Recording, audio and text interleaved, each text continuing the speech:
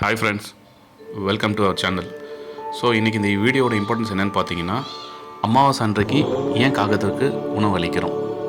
அமாவாசை அன்று காகத்திற்கு உணவு வைத்தால் அந்த உணவு முன்னோர்களுக்கு சென்று சேருவதாக நம்பப்படுகிறது.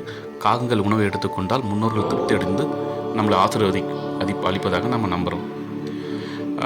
அப்புறம் பித்ருதோஷம், காகத்திற்கு உணவு அளிப்பது அந்த வகையில் ஒரு பித்ருதோஷம் ஒரு பரிகாரமாக கருதப்படுகிறது.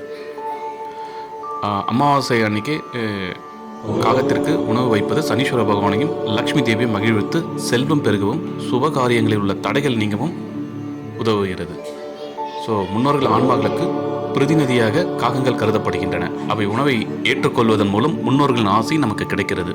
ஸோ அமாவாசை அன்னைக்கு நம்ம காகத்தை உணவு அளித்து நம்ம சுபிட்சம் பெறுவோம், பித்ருக்கள் ஆசீர்வாதம் நம்ம பெறுவோம். Okay, thank you friends.